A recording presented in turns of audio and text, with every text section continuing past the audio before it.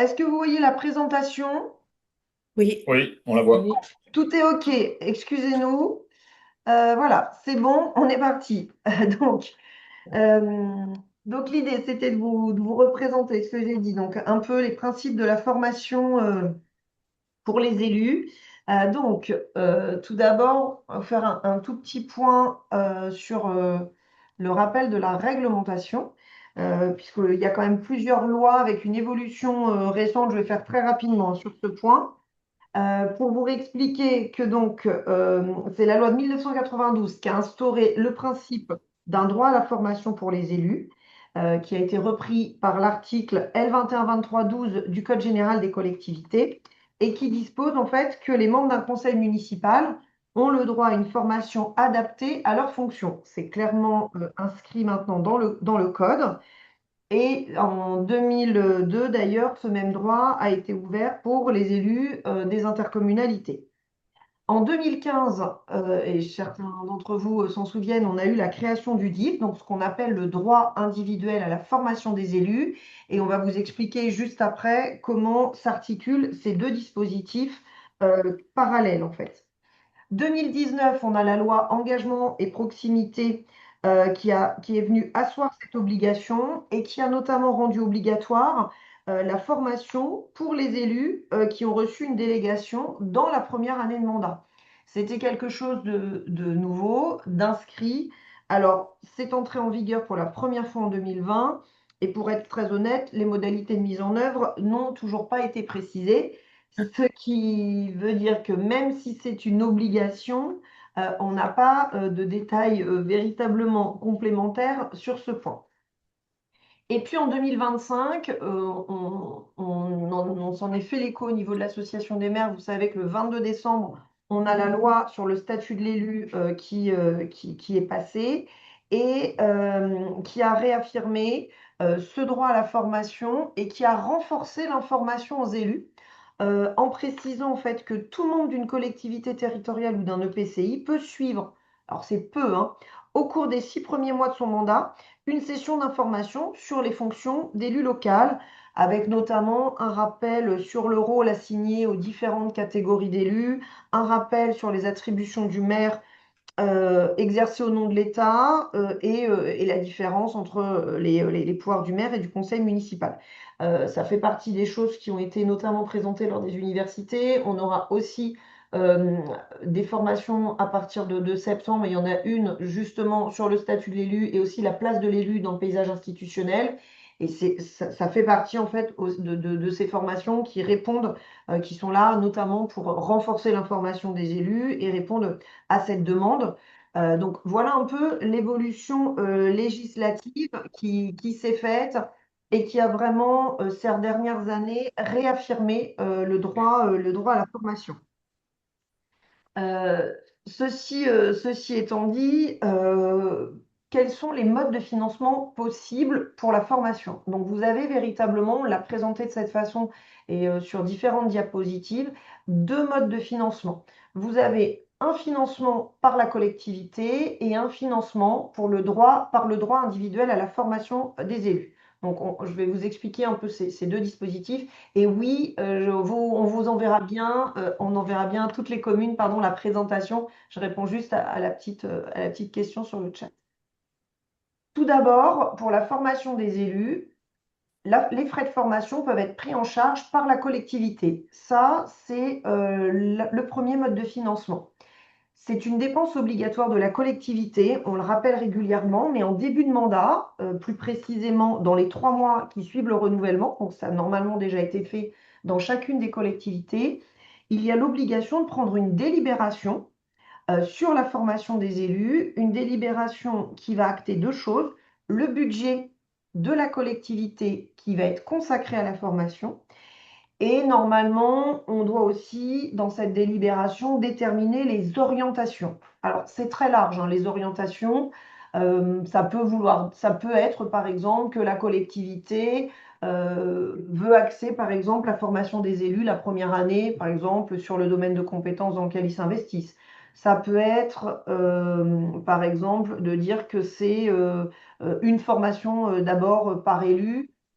L'idée étant, en fait, de mettre quelques règles à la fois pour orienter les actions de formation qui vont être prises en charge par la collectivité, et puis d'éviter aussi parfois que vous ayez qu'un élu qui, parce que lui prend plus le temps, par exemple, mange tous les crédits formation. Donc c'est aussi une façon de réguler un peu et de savoir comment la collectivité veut utiliser ce budget formation.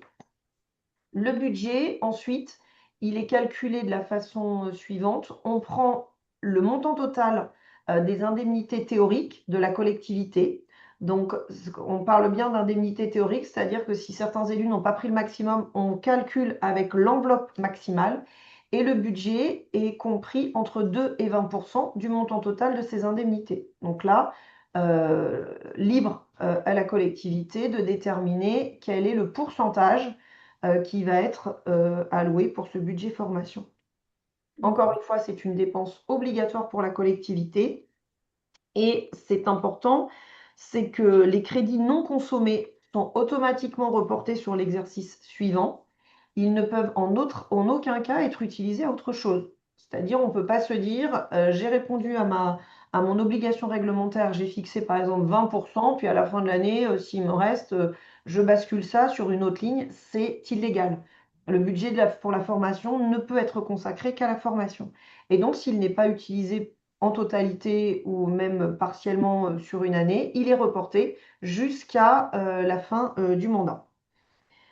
Et donc en fin d'année, on a un tableau des actions de formation de l'année qui est annexé au compte financier unique.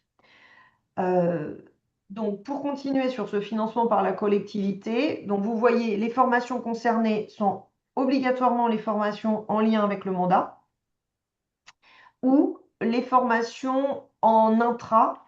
Alors, elles doivent être en lien avec le mandat. Et ensuite, soit c'est une formation individuelle demandée par l'élu, soit c'est ce qu'on appelle une formation en intra, c'est-à-dire que, par exemple, la collectivité demande à un organisme de formation, par exemple l'association, d'organiser une formation dans sa collectivité pour tous les élus. Alors, il n'y a pas d'obligation pour les élus d'y participer, mais alors, vous me dites que vous êtes toujours, pardon, sur les grandes dates. Ça va aller aujourd'hui. Euh,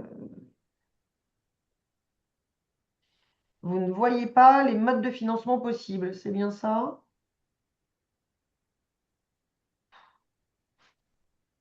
Si. Voilà. Bon, donc tout va bien. Donc, dans les formations concernées, pardon, donc d'une part, elles sont obligatoirement en lien avec le mandat. Et deuxième chose, soit ce sont encore une fois des formations individuelles pour l'élu, soit formation en intra, c'est-à-dire ce qu'on appelle la formation en intra, c'est une formation à l'échelle de la collectivité. Les frais concernés, ce sont uniquement les frais pédagogiques qui peuvent être pris en charge sur ce budget formation, sachant que tout ce qui va être frais annexes, déplacement, restauration, hébergement et éventuelle perte de salaire, c'est une dépense obligatoire pour la collectivité, mais qui va être pris sur le budget de fonctionnement général.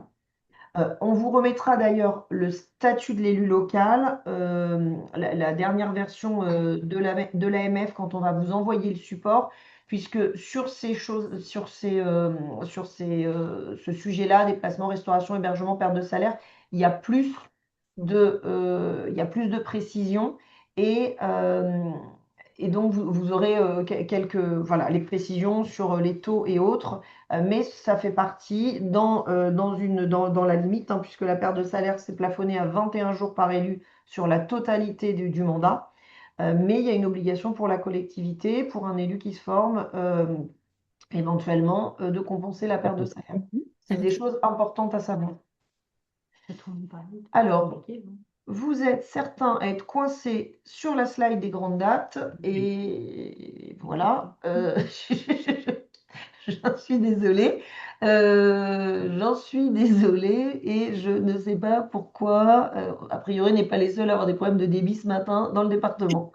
Euh, on va Non, garder c'est le sourire. embêtant. C'est embêtant, on ne peut pas suivre. On va garder le sourire. Ouais. Et donc, il faut faire. Ouais, parce que certains Bien. sont bien comme nous. Mais pour d'autres, c'est plus compliqué. Je ne sais pas quoi vous dire. Je pense que c'est un problème de débit parce qu'en effet, alors si certains en effet veulent se déconnecter, se reconnecter, il n'y a pas de souci. On va bien sûr. Moi, j'avais prévu 500 euros pour justement Je ne peux Cette pas vous partie. dire pourquoi. Oui, vous aviez mis quand même une ligne dans le budget. Oui. Et du coup, de 2 à 20% sur les dépenses, donc des indemnités. Il faut que ça. Si on compte Je vous invite, si vous voulez 1020 bien, 000. à fermer vos micros les uns les autres, si vous voulez bien, pour peut-être éviter juste, ou alors, hop, on désactive tous les sons, pour éviter on ait des échos.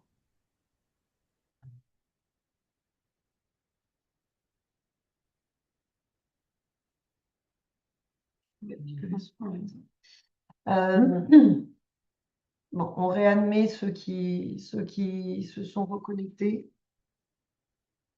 Donc voilà pour le premier dispositif de financement des formations. Est-ce que pour certains, vous avez des questions sur ce premier volet?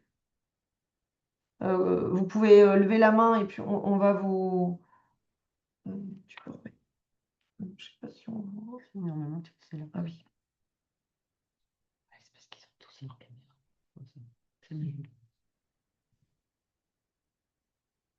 Pas de questions sur cette première partie, enfin ce premier. euh, Allô, vous m'entendez? Oui, oui, vous m'entendez entendre. Bonjour, je suis Madame Brindo, la maire de la Chapelle-Saint-Martin-en-Plaine. Oui, Justement, j'ai une question sur le financement. Si le budget a déjà été voté, j'avais mis une petite question, mais et qu'on n'a pas mis suffisamment, est-ce qu'on doit faire une décision modificative? bah, vous pouvez. Oui, oui, c'est tout à fait possible. Quand vous dites que vous n'avez pas mis suffisamment, c'est-à-dire que Ben, vous n'avez pas en pris fait, la délibération. on a pris la délibération au dernier conseil, mais les budgets ont déjà été votés Ok, avant. oui, oui, vous pouvez tout à fait faire de cette façon. Il n'y a pas de D'accord, souci, pas de parfait, souci. merci. En théorie, ensuite, le budget, il est alloué pour la durée du mandat. Néanmoins, rien n'empêcherait une collectivité de reprendre une délibération en s'apercevant que finalement le budget qu'elle avait alloué la première année de mandat n'est pas suffisant, ou inversement, hein. Mais, c'est tout à fait possible. Alors, le deuxième mode de financement, c'est donc le financement par le droit individuel à la formation. Donc, le DIF, donc, comme on vous l'a expliqué, c'est un dispositif qui a été mis en place en 2015, qui bénéficie à tous les élus. Donc, c'est-à-dire qu'un élu soit indemnisé ou pas, il peut bénéficier de ce dispositif, du DIF, même si le fonds DIF, qui est un fonds national, est financé par une cotisation obligatoire de 1% qui est préemptée sur les indemnités des élus. Donc, en gros, cotisent les élus indemnisés, mais en bénéficient tous les élus. Euh, et là, on est sur un dispositif très différent, c'est-à-dire que le recours au DIF ne passe pas du tout par la collectivité, c'est une démarche totalement individuelle de l'élu, sans lien avec la collectivité. Ok. Stéphanie vous présentera ensuite comment on en bénéficie. C'est un dispositif qui est géré par la Caisse des dépôts et consignations, la CDC, qui est gestionnaire du droit individuel à la formation des élus. Et donc, c'est un dispositif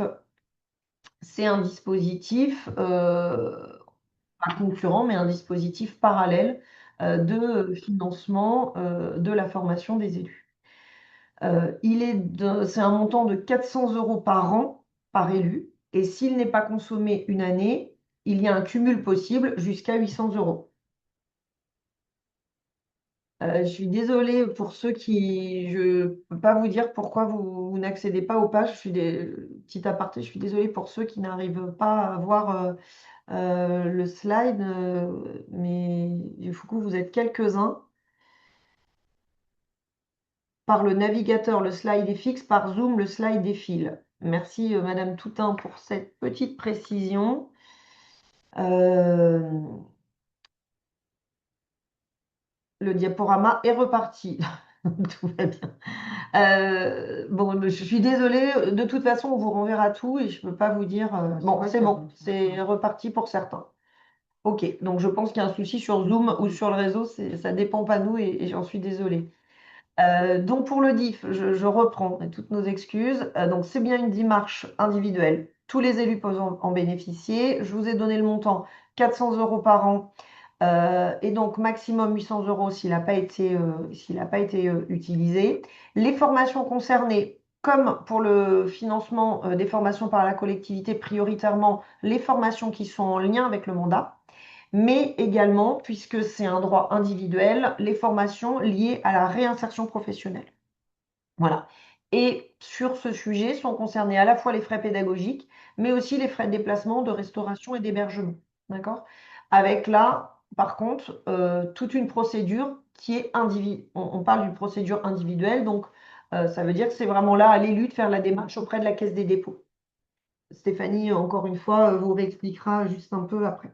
Donc voilà les deux dispositifs qui sont concomitants pour la prise en charge des frais de formation pour les élus, avec quelques règles communes à ces deux modes de financement. Les formations donc doivent être obligatoirement dispensées par un organisme de formation agréé, donc agréé par le ministère des collectivités après avis du CNEFEL. Donc le CNEFEL, c'est le Conseil national de la formation des élus locaux. Donc en l'occurrence, l'Association des maires de Loir-et-Cher est agréée depuis 2016. Donc quand vous venez faire les formations à l'association, vous pouvez utiliser ou votre budget DIF ou le budget de la collectivité pour la prise en charge des frais de formation. Mais donc c'est une obligation que ce soit assuré par un organisme de formation agréé. La deuxième chose, c'est que les formations, en plus d'être en lien avec le mandat, elles doivent être conformes à un répertoire national des formations qui est validé par le ministère. Donc évidemment, quand on vous propose des formations, on vous rassure, on s'assure bien qu'elles s'apparentent et qu'elles sont répertoriées dans ce répertoire national. Et petite précision, donc chaque élu bénéficie d'un congé de formation de 24 jours pour toute la durée du mandat. Il peut faire plus, mais en tout cas, le congé de formation légale, c'est 24 jours, c'est un droit à la formation de 24 jours.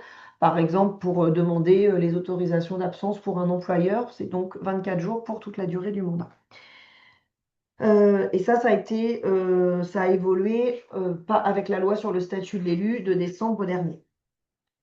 Pour les élus qui sont salariés, un petit rappel sur les congés de formation. Donc, l'élu salarié, parfois ça se fait un peu plus simplement, mais si on veut être scrupuleux et bien respecter les démarches, il y a une demande écrite à l'employeur au moins 30 jours avant la session de formation.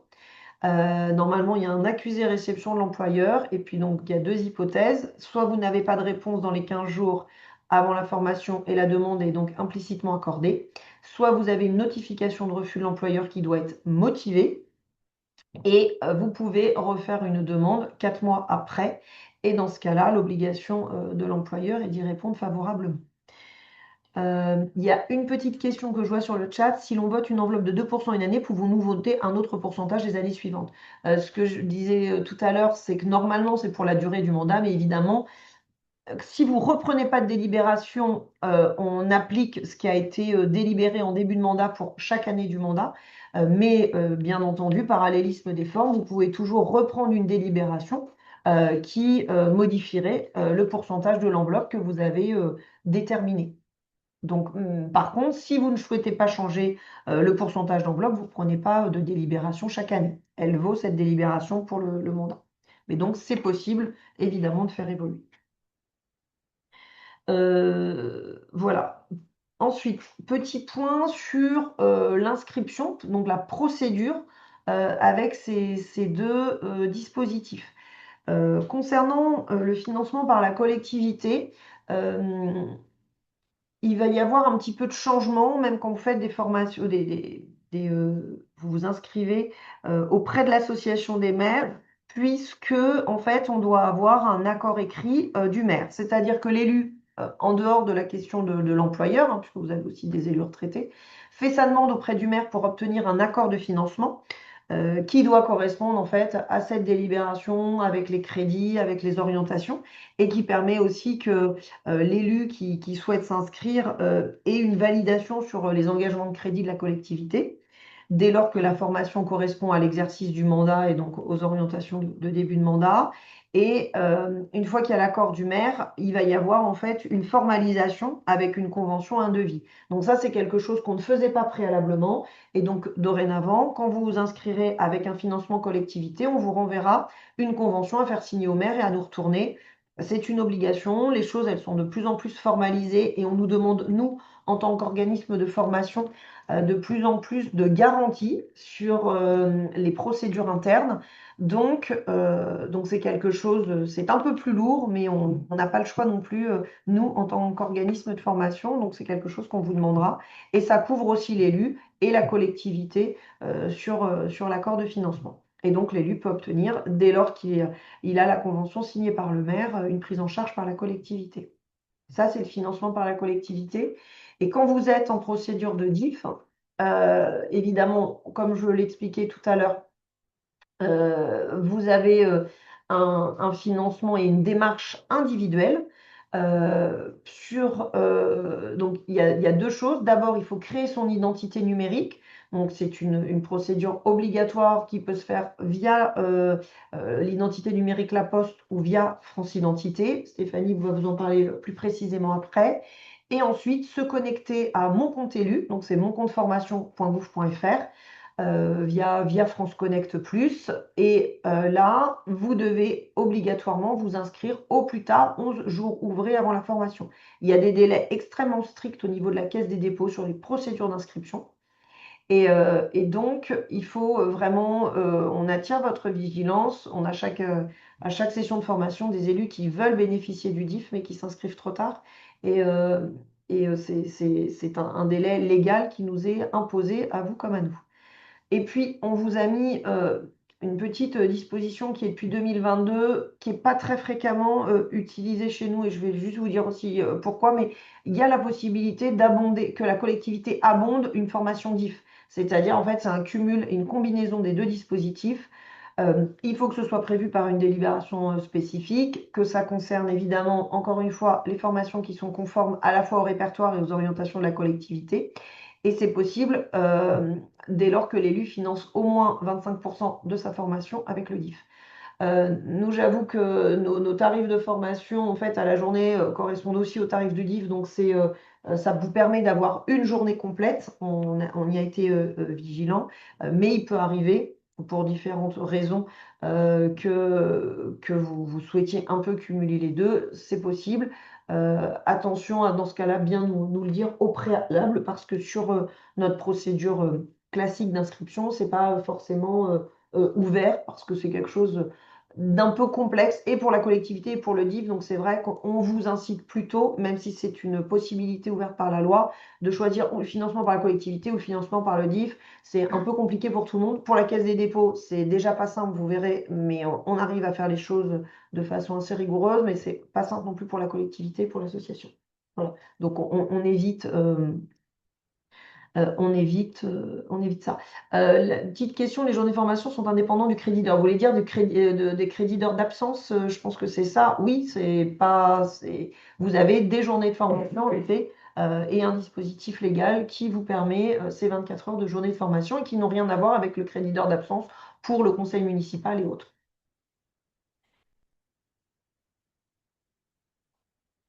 Donc, je laisse la parole à Stéphanie, que beaucoup d'entre vous, la plupart, connaissent et qui est en charge de la formation au sein de l'association et qui va vous faire un petit explicatif plus précis sur les dispositifs d'inscription. Bonjour à tous. Alors, pour s'inscrire à une formation au préalable, dès que vous recevez en fait l'invitation, la proposition de formation qui est envoyée directement à votre collectivité, vous avez un lien en fait pour vous inscrire. C'est ce qui va vous permettre en fait de choisir le mode de financement, si vous souhaitez par la collectivité ou par le DIF. Euh, et vous avez également la possibilité de vous inscrire directement via notre site internet où on a l'ensemble de nos formations qui sont répertoriées et également sur notre application mobile AN41 pour ceux qui l'ont téléchargée. Alors, quand vous vous inscrivez directement via le lien que vous avez reçu par mail, donc vous voyez, vous avez une petite case à cocher. Vous devez en fait cliquer sur procéder à l'inscription et c'est en dessous, je ne sais pas si vous voyez bien, vous devez sélectionner en fait le mode de financement. Dès l'instant où vous cochez le DIF, systématiquement, moi, je vous envoie derrière une procédure pour vous inscrire pour faire la demande de prise en charge auprès de la Caisse des dépôts. Alors, avant toute chose, il faut impérativement créer votre identité numérique, sinon vous ne pourrez pas valider votre demande de prise en charge auprès de la Caisse des dépôts. Si vous n'avez pas créé votre compte, mon compte élu, alors, si vous êtes salarié, vous avez forcément votre compte, un compte CPF. Et vous avez en fait sur l'écran, vous allez avoir deux enveloppes séparées. Donc celle qui concerne mon compte élu, donc une enveloppe élue, et une autre enveloppe qui concerne votre activité salariée. Vous ne pouvez pas utiliser l'argent qui est stocké dans votre CPF pour payer une formation dans le cadre de votre élu, enfin dans le cadre de votre mandat. C'est obligatoirement l'enveloppe élue.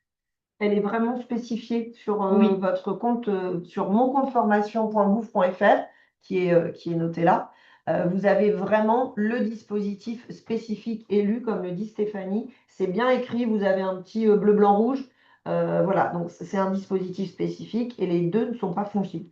Et juste pour revenir, vous avez deux choses. Ce qu'explique Stéphanie, vous avez l'inscription à notre formation voilà. pour que nous, on soit informés. Et ensuite, l'inscription au DIF, qui est une Une autre inscription parallèle. Voilà. Alors, pour ceux qui n'ont pas créé leur compte, vous avez besoin de votre numéro de sécurité sociale, votre nom, prénom, et puis donc vous créez votre compte élu. Obligatoirement, enfin logiquement, s'il n'y a pas eu de soucis, tous les comptes ont été créés par la Caisse des dépôts et alimentés au 30 mars 2026.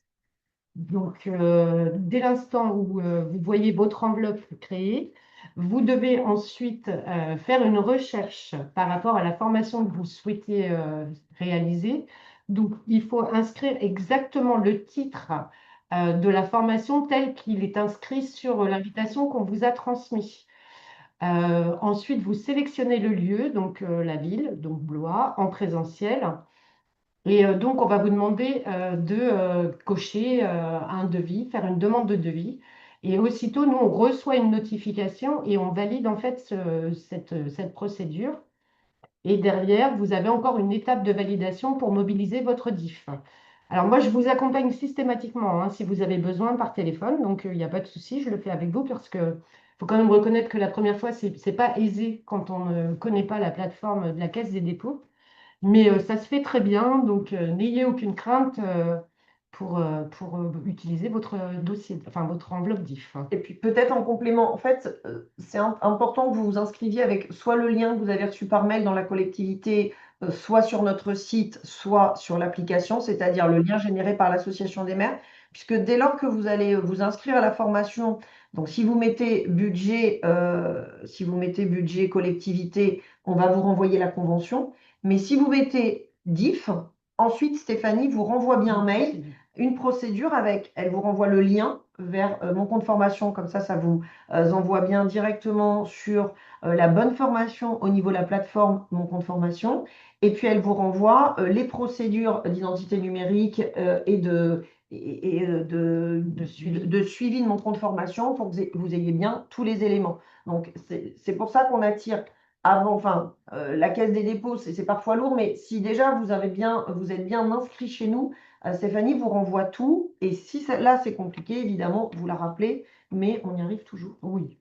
Et puis, petite précision, parce qu'on a eu en enfin, pour le mandat précédent, on a évidemment toutes les associations de maires ont alerté la Caisse des dépôts, mais c'est pas impossible que ça se représente. Il peut y avoir pour les femmes une petite difficulté, c'est-à-dire il y a une distorsion entre le RNE et puis le fichier de sécurité sociale sur le nom qui est utilisé. C'est-à-dire que entre le nom de femme et le nom d'usage, enfin nom de naissance et nom d'usage. Donc surtout, Si vous voyez que vous n'avez rien, si vous êtes nouvel élu, parce que normalement, ça a été résolu au fur et à mesure pour les femmes élues du précédent mandat, venez vers nous. Voilà, restez pas en nous disant j'utilise pas mon DIF, ça marche pas. Il y a régulièrement des bugs, il y a régulièrement des difficultés qu'on signale à la fois pour l'identité numérique et aussi à la Caisse des dépôts. Donc surtout, voilà, si vous souhaitez mobiliser votre DIF, appelez-nous, contactez Stéphanie qui va vous aider, vérifiez si jamais il y a un souci, pourquoi il y a un souci et soyez rassurés. À l'association, on est plutôt dans les associations qui aident beaucoup les élus à mobiliser le DIF et on a plutôt un pourcentage d'élus qui mobilisent assez bien leur DIF. Donc l'idée, c'est de continuer. Alors, je vais répondre à la question sur un élu a voulu s'inscrire, mais il a eu un message, vous avez dépassé l'âge légal pour mobiliser vos droits CPF. Peut-il utiliser le DIF? Les droits CPF ne peuvent pas être utilisés dans le cadre d'une formation d'élu. C'est obligatoirement l'enveloppe DIF élu qui peut être utilisée. C'est ce qu'expliquait Stéphanie. Dans mon compte formation, vous avez vos droits CPF et vous avez un autre onglet Oui. pour les droits liés au mandat d'élu. Les deux, ça n'a rien à voir. C'est le DIFE, droit individuel à la formation des élus, est spécifique et n'a rien à voir avec le droit CPF. Donc là, sur ce sujet, pas de problème. Pour la deuxième question, peut-on financer les coûts pédagogiques avec le DIF et les frais annexes avec le budget général communal? Alors, il n'y a pas de souci. En fait, les coûts pédagogiques, effectivement, peuvent être pris en charge par le DIF, mais vous avez aussi pour les frais annexes une possibilité de prise en charge par la Caisse des dépôts. Il suffit de remplir un formulaire en ligne directement sur la plateforme Mon compte élu. C'est un peu dommage en complément quand même si vous avez mobilisé le DIF alors même que la Caisse des dépôts a l'obligation de rembourser les frais annexes, de les prendre sur le budget général communal. Garder sur le budget général à la rigueur les frais annexes pour les formations qui sont liées au budget de la collectivité. La Caisse des dépôts a l'obligation de les rembourser et c'est pas pris sur l'enveloppe, c'est un peu dommage. Alors, pour mes coordonnées, effectivement, vous pouvez me contacter directement sur la ligne de l'association, donc au 02 54 78 22 67, et vous faites juste le choix formation, puisqu'on est sur une plateforme téléphonique, donc il n'y a pas de souci, vous allez m'avoir en direct. Vous pouvez m'envoyer un petit mail aussi directement à formation@maire41, maire au pluriel 41.fr. On vous le remettra dans le mail et puis il doit être en fin de support. Mais Oui. bien sûr, vous pouvez contacter directement Stéphanie. Donc ça, c'est sur la procédure d'inscription. Donc encore une fois, hein, bien rempli. Et même quand vous vous inscrivez sur le DIF, pour le DIF via mon compte formation.gouv.fr, ne pas oublier de vous inscrire à la formation de l'association. Parce qu'en fait, comme c'est un dispositif de financement, mais pas d'inscription, et qu'on est extrêmement réglementé en termes de nombre de personnes à accepter, c'est important pour nous d'avoir une vraie visibilité au jour le jour sur les personnes qui s'inscrivent. Donc voilà, même si vous voulez ensuite prendre le DIF, n'oubliez pas de vous inscrire à la formation via la procédure interne de l'Association des maires de Loir-et-Cher. Alors peut-être je vous refais un petit dispositif, une petite précision pour bien vous réexpliquer. Donc il y a plusieurs formes disons que l'association a plusieurs formats pour vous informer et vous former. Donc c'était juste pour pas qu'il y ait que ce soit bien clair. Ce qu'on a fait en atelier de début de mandat, peut-être certains d'entre vous, j'imagine, étaient présents à nos universités des maires, peuvent rentrer dans le cadre des formations et de la sensibilisation des élus en début de mandat. Donc ça, c'était tout à fait quelque chose de possible. Ensuite, on a donc les formations dont on vient de vous parler, accessibles avec le DIF ou sur le budget de la collectivité. Donc, alors, hop, je te laisse.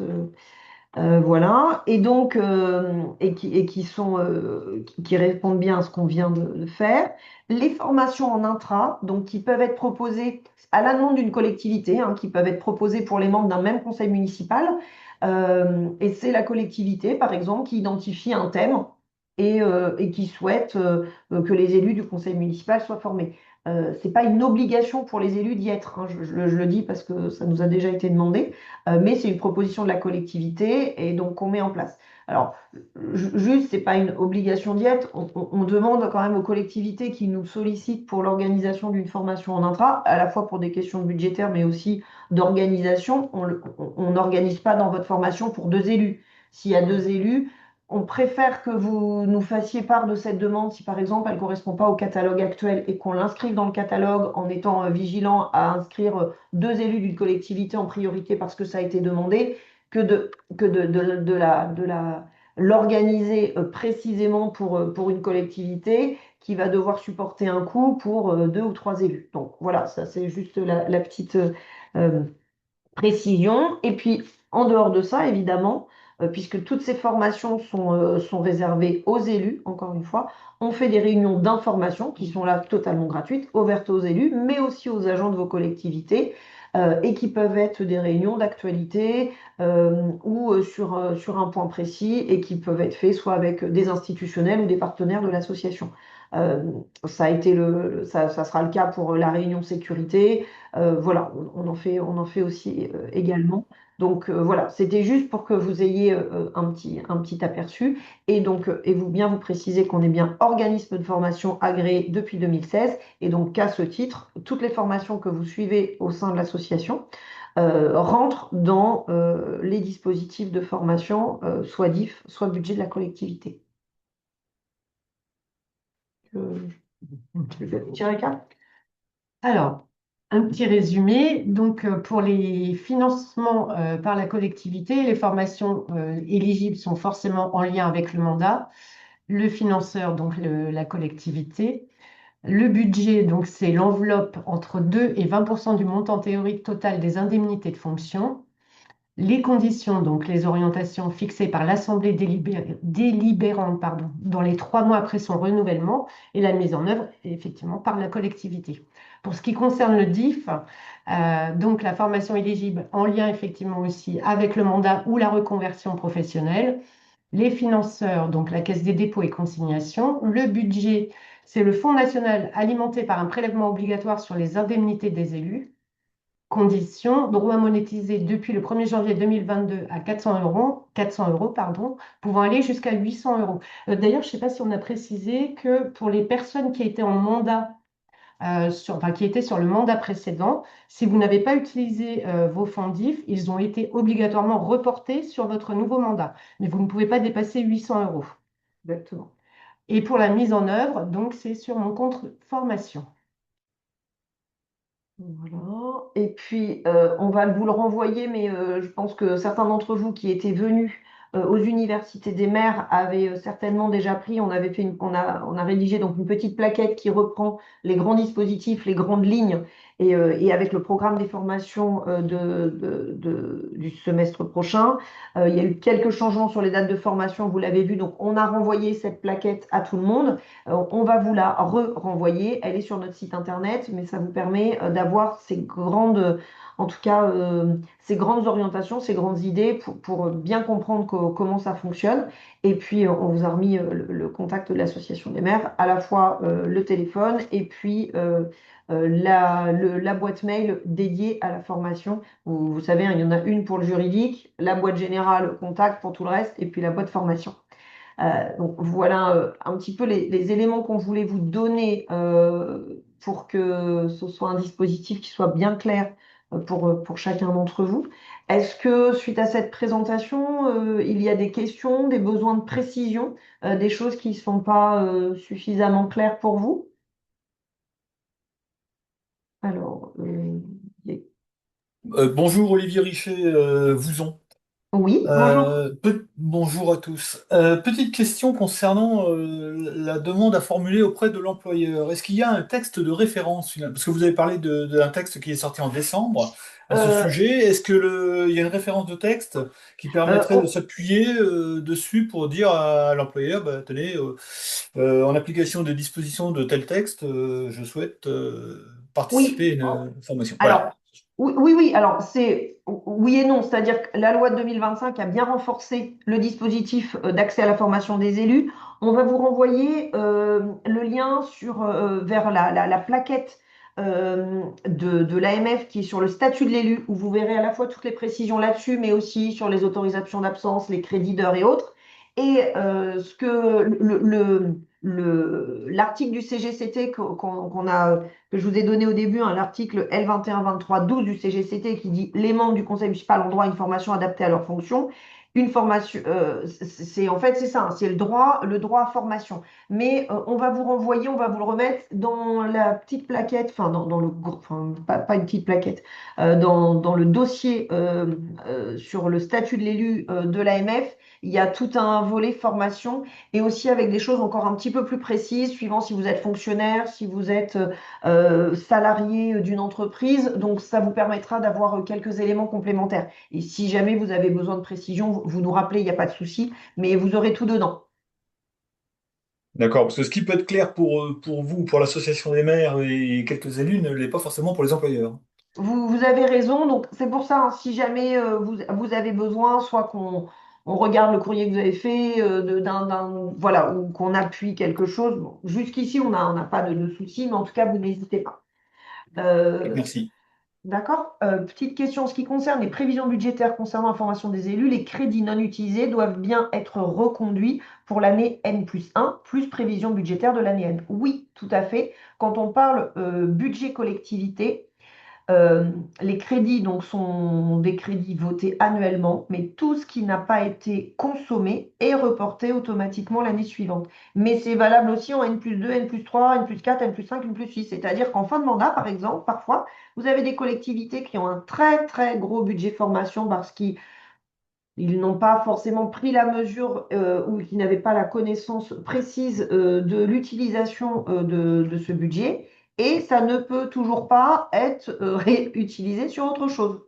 Donc voilà, mais tant que c'est pas utilisé, le reliquat est reconduit pour les années suivantes sans aucun souci. Est-ce qu'il y a d'autres questions sur, alors, vous avez vu que récemment, peut-être en complément, Stéphanie a renvoyé les formations, donc un mail hier avec les formations de septembre, octobre, novembre, je crois. Oui. On renverra fin août celle de décembre. D'ores et déjà, sur la petite plaquette que je vous ai fait voir tout à l'heure et que vous avez sur le site, vous avez toutes les thématiques, même celle de décembre, avec les dates. Il y a aussi janvier. Voilà, et aussi, non, on n'avait pas mis janvier. Voilà, donc, donc vous avez tous ces éléments-là avec les dates. Vous dire aussi que les formations, elles sont celles qui ne sont pas en intra, mais vraiment organisées par l'association des maires. Elles sont à la salle du CIDELC à Blois. Pour des questions pratiques pour tout le monde, c'est-à-dire que Blois, c'est central. Donc, je sais, c'est pas toujours facile pour se garer, mais c'est central pour tout le monde. Voilà. Et c'est vrai aussi qu'on fait partie des associations où on gère véritablement toute la question organisationnelle et le lien avec le formateur.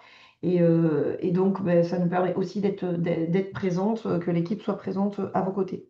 Donc ça, je voulais aussi vous le préciser. Et puis, et avant de laisser la parole à Monsieur Kess qui lève la main, l'autre chose, c'était aussi de vous dire que si vous avez des demandes particulières, des besoins, n'hésitez pas. Vous nous faites un petit mail. Voilà, soit c'est peut-être un thème qu'on n'a pas identifié comme important, soit on l'a déjà fait et puis ça s'est rempli rapidement. Et quand on a des demandes, eh ben, réorganise, on reprévoit une autre session. Donc surtout, enfin voilà, n'hésitez surtout pas à nous solliciter, que ce soit pour une demande d'un thème qui vous intéresserait particulièrement ou un qui a déjà été fait et que vous voudriez suivre. Alors, peut-être je laisse la parole à ceux qui voulaient intervenir en complément pour des questions. Oui, bonjour, Thierry Quette, maire de Chon. Une question peut-être un peu technique, mais enfin pour le nouvel élu que je suis, j'ai sans doute besoin de plus de précision que d'autres. J'ai bien compris les dispositifs concernant ce qui est financé par la collectivité et par le DIF. De ce que j'ai compris par le DIF et du fait qu'il y a des préemptions qui sont faites sur des indemnités, lorsqu'il y a des formations qui concernent des conseillers municipaux mais qui n'ont pas d'indemnité, comment se passe le financement par le DIF pour des élus n'ayant pas d'indemnité? D'accord. Alors, j'ai peut-être pas été très claire sur ce sujet. Le Fonds national est alimenté par un pourcentage prélevé sur les indemnités de fonction des élus indemnisés. Néanmoins, ce dispositif est accessible à tout le monde. C'est-à-dire que tous les élus, qu'ils soient indemnisés ou pas, conseillers municipaux avec une délégation adjoint ou maire, peuvent aller sur mon compte formation et dès lors qu'ils sont élus répertoriés sur le RNE, ils vont avoir le même montant, la même enveloppe de DIF. D'accord? Et c'est, encore une fois, c'est une démarche totalement individuelle, donc euh, peu importe la thématique dès lors qu'elle est en lien avec le mandat, que le conseiller municipal va vouloir suivre. D'accord? Il n'y a pas de droit de regard de la collectivité ou du maire sur ce point. D'accord? Merci pour ces précisions. Sans problème.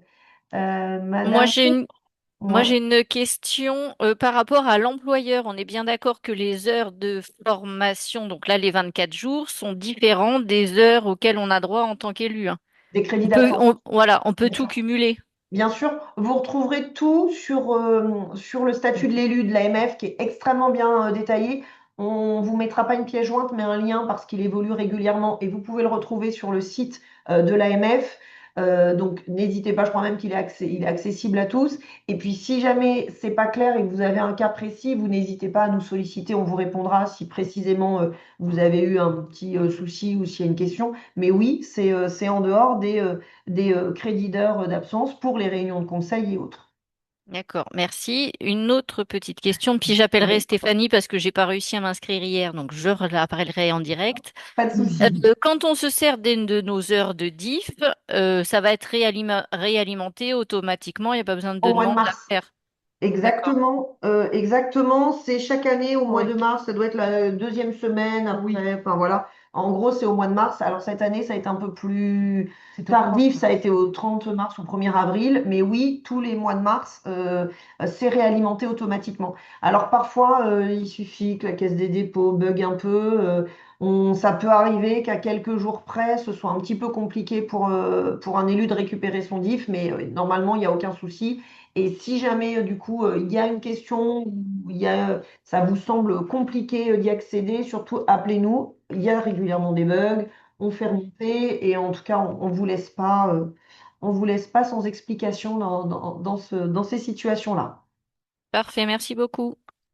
Alors, mérite Koufi, si on organise une formation en intra pour tout le conseil, le montant total de cette formation peut-elle être pris sur les enveloppes DIF des participants? Non, ça n'est pas possible. Le DIF est uniquement une démarche individuelle. Donc, si vous organisez une formation en intra, c'est obligatoirement pris sur le budget formation de la collectivité. C'est très clair. Et pour être très honnête, il y a les contrôles, la Caisse des dépôts est très scrupuleuse et contrôle, donc non, non, ça ne peut pas être pris sur le DIF. Est-ce qu'il y a d'autres questions? Non, eh bien, écoutez, merci de votre attention. J'espère que ça vous a apporté des éclaircissements, des explications, en tout cas pour bien débuter ce mandat. On renvoie un mail dans toutes les collectivités avec le support de présentation, la plaquette, le lien, comme on vous l'a dit, vers le statut de l'élu et puis les coordonnées de Stéphanie. Voilà. Alors, on part en formation, on n'est pas là pendant 2 jours, on part demain Dès après-demain, vendredi, vous mais pouvez. dès vendredi, vous pouvez la rappeler. Et puis surtout, n'oubliez pas de vous former.